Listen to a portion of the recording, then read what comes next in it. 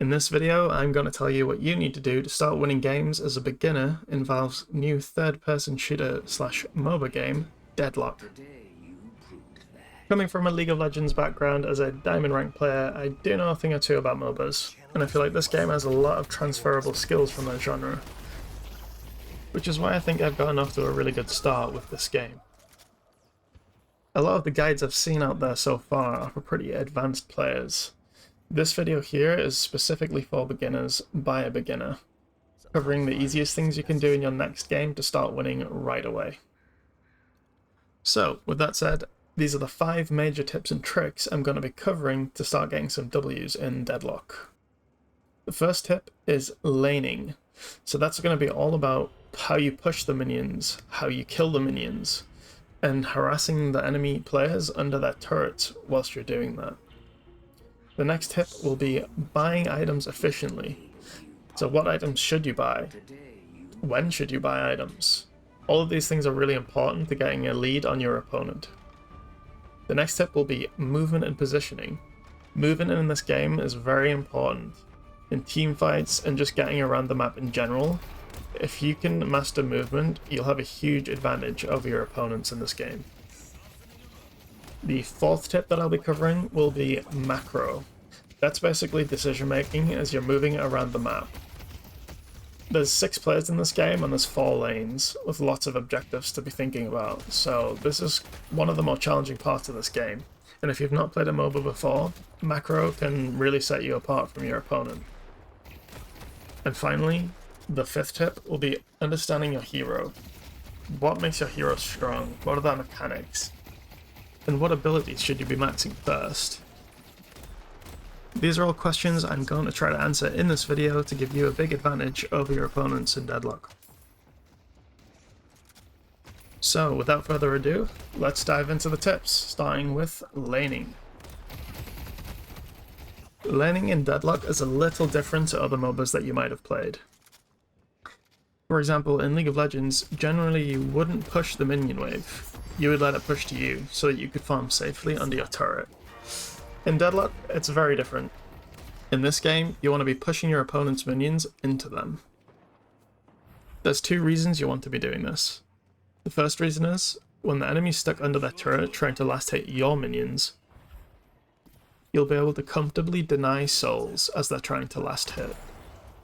The second reason, you'll also be able to get a lot of free damage off whilst they're trying to last hit under their turret.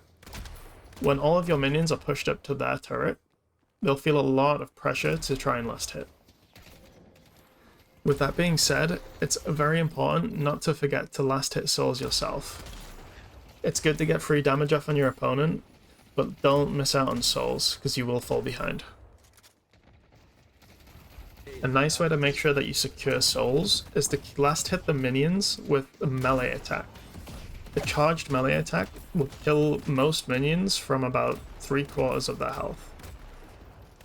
What I've personally found effective to last hitting minions and getting a strong early push is to shoot the minions once in their head and then follow it up with a strong melee attack. This will usually one-shot the minions. As you'll see in this clip, I can easily punish the opponent under their turret whilst also trying to deny souls too. Tip number 2, buying items. This can be quite overwhelming as a new player when there's so many items to choose from in the shop. What I like to do to take some of that thought process away from the game is to just use the presets. If you click on the Browse tab in the shop, you'll be able to bring up the most popular builds. I think this is a totally valid way as you're learning the game to not have to think about building and focus purely on improving your mechanics in your gameplay. Learning all of the different items will just come naturally over time. With that being said, here are some observations that I've made and things that have helped me quite a lot. So I've noticed that all of the items in this game have fixed price intervals. Each interval costs the same amount of souls. So what I like to do is keep an eye on the amount of souls that I've earned. And as soon as I hit one of the price intervals, I like to go back to the shop and buy something right away. This way, you constantly stay ahead of your opponents. who might not have spent their gold yet. In general, if you're winning your lane, you want to invest your souls into more damage, things that boost headshot and things like that. If you're losing the lane, it's often nice to buy things like extended magazines so that you can safely farm souls under your turret, or things like health regen so that you can stay healthy whilst farming. Later in the game, if you're really far ahead of your opponents, don't be scared to greed a little bit extra time to farm up the souls so that you can get a big purchase.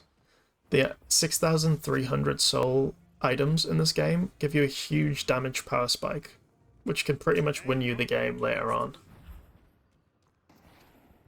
The third tip on this list is movement and positioning. Learning how to effectively move around the map and reposition yourself in teamfights will give you one of the biggest advantages of your opponent in this game. What I've personally found effective, both early game in the laning phase and in the late game teamfights, is positioning yourself on the high ground to farm souls safely, deny souls, and you'll also see that in teamfights I can be very awkward by jumping above the opponents so that they can't shoot me. You can also be very annoying in teamfights by using the terrain and different structures to your advantage. Make sure that you're constantly weaving in and out of buildings and around different structures in the teamfights. This way your opponent will likely lose track of you and you can often catch them by surprise for some pretty big damage. In teamfights, make sure you pay close attention to your stamina that's on the center of your screen. This is used for dashing. You can dash with the shift key, and those dashes can get you out of many very sticky situations, but will also help you chase down enemies that are trying to flee from you. You can also use shift to slide around in this game, which again, if you've mastered it, will give you a huge advantage over your opponent. Sliding is even more effective when you're going downhill. That's things like slopes, ramps, and stairs. If you combine the slide momentum with a jump and a dash, you can cover a lot of distance in this game, and it's a really fast way to maneuver around the map, which helps you with your macro. That takes us cleanly into our next tip, which is all about macro. Constantly checking your map is so important, both when making macro decisions, but even in the middle of team fights. If you lose sight of an opponent amidst all the chaos in this game, which there is a lot of, you can quickly check the map to see which direction they are in. This has helped me so many times. Macro decisions are even important during the laning phase. Let's say that you've just killed your opponent, and you've got 1,500 souls to spend. Should you hit the turret, or should you go back and spend your gold? If you've killed your opponent and you still have lots of health, it makes more sense to put some damage on the enemy's turret. If you're low health, it's probably best to go back and heal, because you could possibly get ganked by another one of the enemy players. If you do need to go back and heal, you can use the zip lines around the map. They're a really effective way to get around. You can also use the zipline speed up, but be very careful with this because it has a very long cooldown. If you don't use this wisely later in the game, it could cost you some huge game deciding fights. I also see a lot of new players using it to get to lane at the very start of the game, but there's not much value in this, because you'll still need to wait for the minions to get to the lane anyways. If you notice that the enemy player has used the speed up at the very start of the game, I would say be very aggressive and try to punish them for it.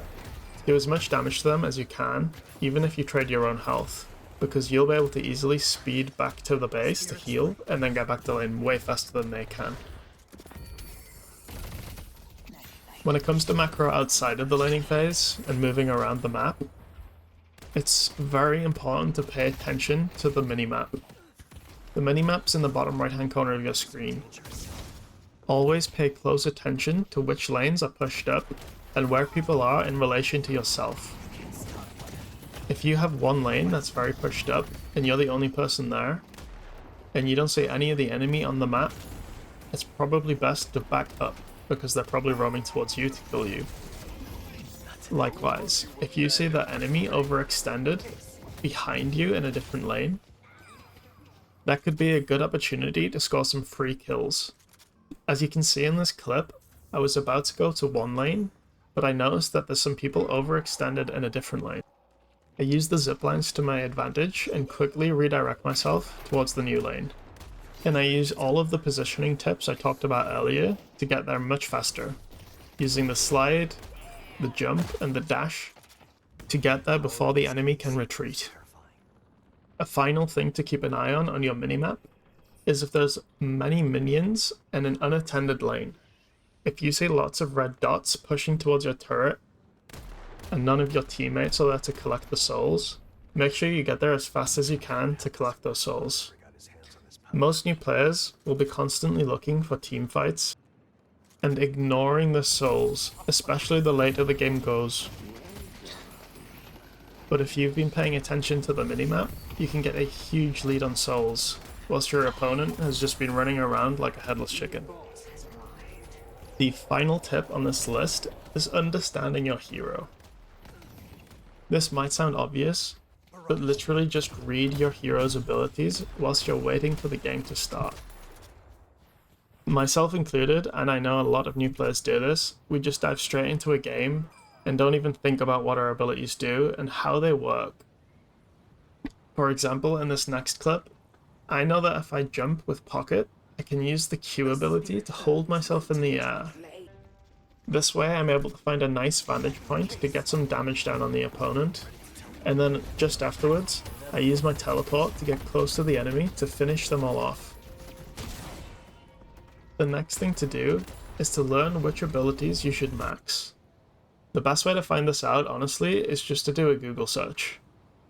Every hero is different, so it's hard for me to tell you in one video what you should max. If you want specific hero guides, let me know in the comments and I'll definitely make some videos on that. Knowing your hero can also help you counter the enemy heroes. For example, Pocket can turn into a suitcase, which makes him invulnerable from a lot of damage. If you know that someone's charging up a big attack, you can simply turn into a suitcase and mitigate nearly all of it. It's worth noting that I did not know these things when I first started, because the ability description doesn't give you everything you need to know. A lot of these things just come with experience. So my advice is just to don't be scared to experiment whilst you're a new player and you're learning. It might throw some fights, it might even throw some games, but it's one big learning curve, and you'll learn way faster than other people playing this game if you're not afraid to take risks.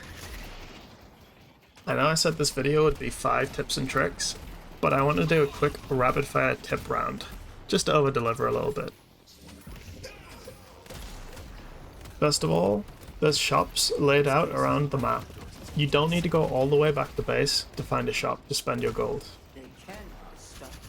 There's also 2 teleporters on the left hand side and the right hand side of the map.